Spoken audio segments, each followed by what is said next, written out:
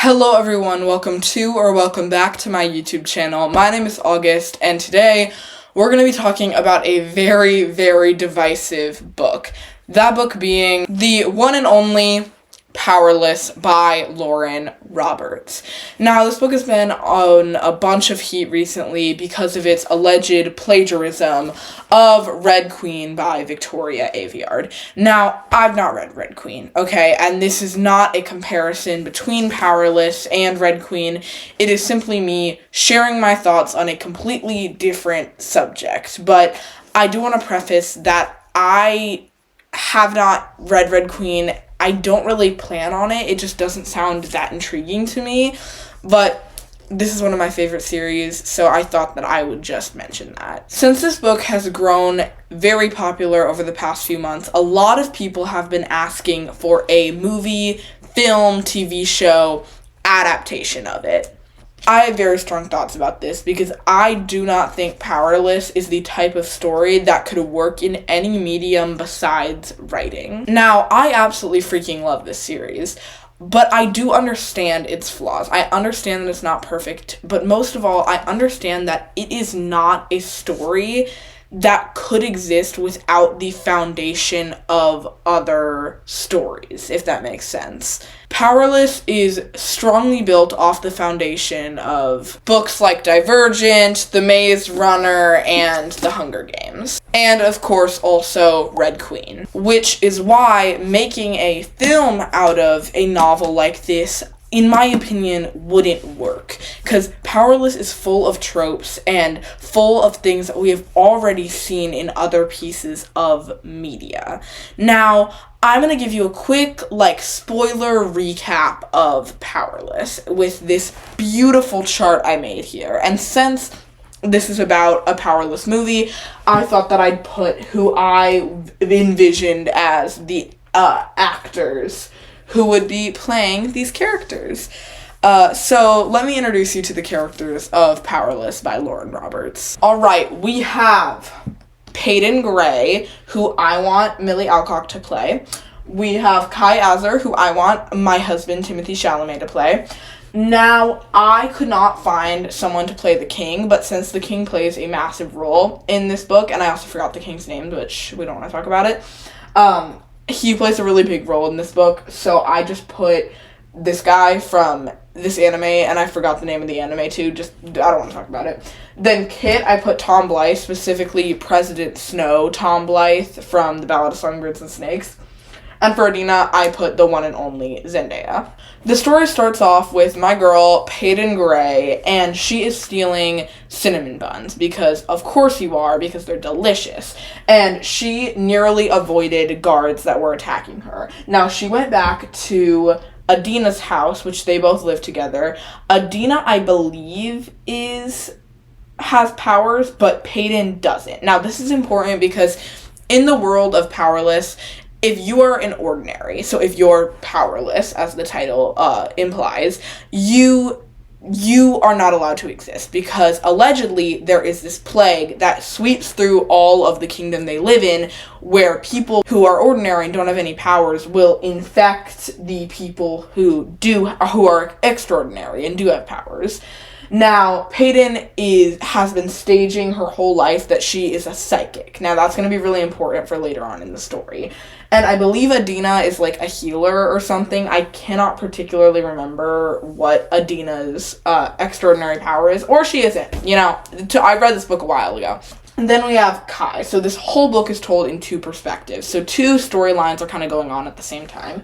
There's Peyton's storyline and there's Kai's storyline, and they do intercept later. Now, Kai is pretty much any book talk protagonist you've ever seen. Going back to why I think this can't be a movie, Kai is literally the personality of Zayden Ryerson, Rhysand, Jackson Vega from the Crave series, my baby. I love that series so much, oh my god. And just any dark, brooding male love interest in a book talk book, that's Kai Azar. That's who Kai Azar is. Kai has been dueling with Kit. This is his brother. Now, Kai is the enforcer in this world, meaning he kills ordinaries who are kind of infecting and plaguing this area. Kai is the second in line for the throne. Kit is the first in line for the throne. Kai is basically sent on a mission to kill this young girl who is a part of the Ordinaries. Now, the Enforcer doesn't actually kill anyone, as far as my knowledge goes, but they send them into the Scorches, which is basically this desert that stretches on for miles, and you're gonna die. So it's practically sending them to their death if you're an Ordinary, and that's Kai's job. Now, Kai does have a very strict moral code when it comes to who he kills and who he sends to the Scorches. So he basically lets this little girl live and fakes his death because she is a child and doesn't know any better. But that's just kind of his moral code and what he stands by. Now, Kai and Peyton do have their little meet cute when Peyton is stealing more cinnamon buns, because of course she is. Like, she's a relatable queen. And it's very like any other fantasy book you've ever seen. Kai's brooding, dark, scary, and Peyton attempts to steal some coins from him. Obviously, doesn't go over very well, and she escapes. Now, Peyton basically gets sent into the Purging Trials, which, if you don't know what that is basically just like a multi-round Hunger Games.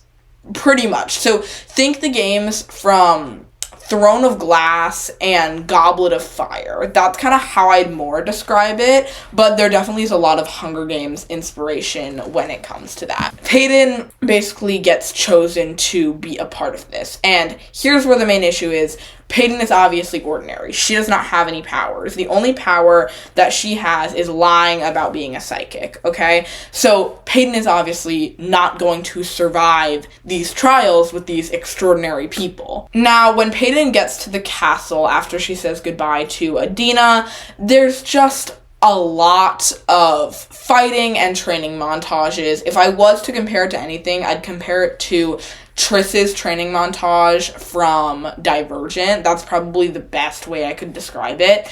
And then the interviews come around, which, if you've read The Hunger Games, you know, these are basically for the world of the High Kingdom to know what children are going to be dying and get to know them better, right? Horrible, morbid. We love it, though. That happens. Peyton makes an impression on the kingdom and everything, and then she goes on her merry way to train some more. Then Kai trains with Peyton for a little bit, because of course he does, and there's just a lot of fighting and flirting and that kind of back and forth for just a very long section of the book. Peyton basically starts to develop a romantic relationship with Kit, who is the heir to the throne of this kingdom. Now, obviously, this makes the king very upset, but he doesn't say much about it. There are a few royal balls before the Purging Trials begin, and Peyton decides to be quirky and wears a red dress to an all-green ball, because green is the color of the kingdom that they live in. Now, at this ball, something very interesting happens. A group of people in masks storm the ball and basically just start killing everyone in sight. And we later find out, after Kai, Peyton, and Kit escape, that these are rebels from a resistance of Ordinaries and non-Ordinaries who are trying to take down this organization. But they can't worry about that right now because the Purging Trials have begun. Now, I do not remember a whole lot about the first trial other than the fact there was like a death maze in it, which will come back later as well. But all you need to know, Peyton is just awesome, per the usual, and the trial ends. Now, here is where there's a lot of development between Kai and Peyton. Peyton has begun working with the Resistance, which are the people that bombed that ball that she went to. Because obviously Peyton is Ordinary and doesn't like what these people have been doing. Peyton has been pursuing a semi-romantic relationship with Kit, while also kind of flirting and having that tension with Kai. After the sort of video reel of the games happens to all of the people who love to watch the children kill each other, Peyton sneaks away to her childhood home and finds out that her father was actually a part of this resistance that was formed. And now she is trying to get Kit to tell her where the underground passages are in the castle, so that way the resistance can sneak in and stop the purging trials and just stop the horrible things that the castle and the royal family is doing. There's another trial that happens, and not a whole lot of interesting things happen during it. They basically play capture the flag. Kai and Peyton dance with each other for a little bit. It's really cute, but nothing truly remarkable. Peyton then takes Kit to the slums, which is where she grew up. That's the home that she has always known, and basically goes there with him to show him that the world isn't the perfect place that he always thought it was, and this is the people that he's going to rule. But in this happening, Kit shows Peyton those secret passageways that she always was trying to find for the resistance. Now, this is where the third games begin, and it gets incredibly intense. Then the last trial begins. Now, this last trial is the most interesting by far because it is another maze, but unlike the maze at the beginning of the book, this maze has a prisoner at the middle of this massive corridor of bushes or walls, I can't completely remember, and you have to kill the prisoner in the middle to win. Now, guess who the prisoner is? Yup, Adina. Now, one of the other competitors gets to her first and kills her while Peyton watches.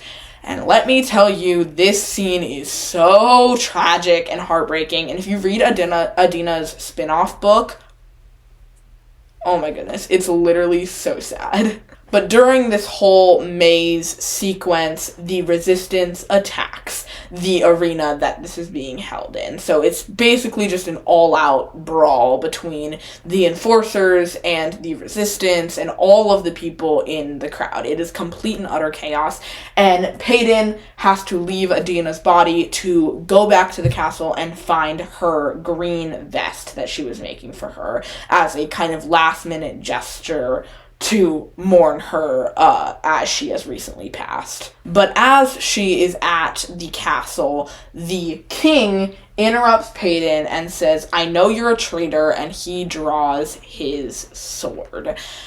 There is then a fight between the king and Peyton that lasts about 10-ish pages before the king reveals something insane.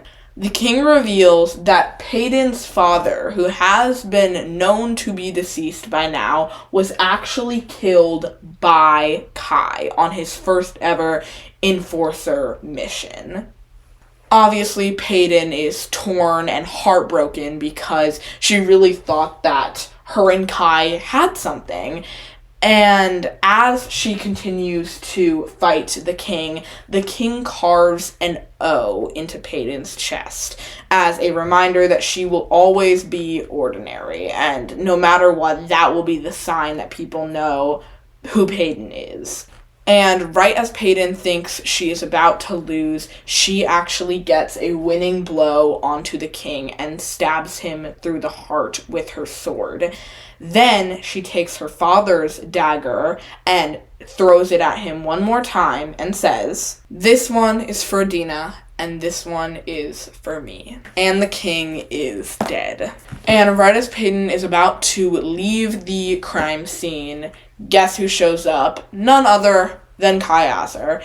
He obviously sees that Peyton has murdered his father, which that's gotta be a pretty traumatic experience. And he throws a dagger at Peyton, but purposefully misses and says to her, "Run, Peyton, because when I catch you, I will not miss. I will not falter. I will not make the mistake of feeling for you. Go," he yells, his voice breaking. "Go before I find someone who isn't a coward, who isn't a fool, and let them bury this dagger in your back right here, right now." Come on, they were so close. They were so freaking close. And then we had to wait an entire, 14 months for her to release the next book. And if you've read that, you know the ending is just as, if not more, traumatic.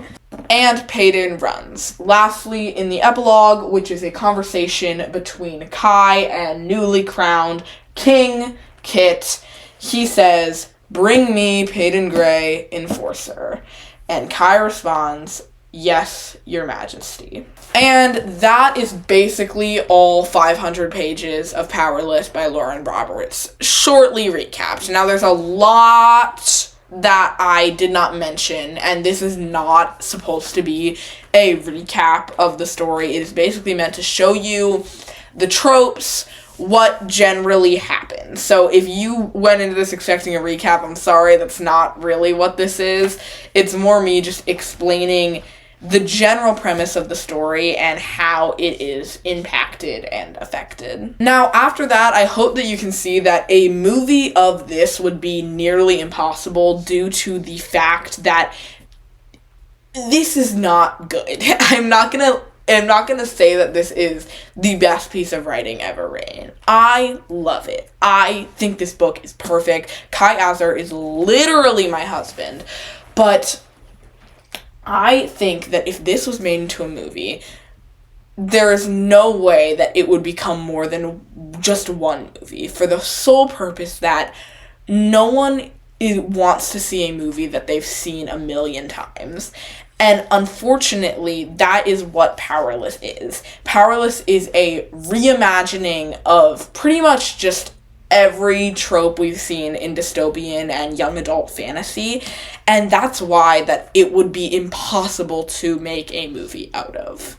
If you have a different opinion towards this, I would love to hear it, and you can just drop a comment and I'll probably respond. That is generally just my thoughts on why I think this wouldn't make a particularly good movie, or a movie that wouldn't be received very well, and this is coming from a fan of this book. Don't forget to leave a like, subscribe, and happy reading.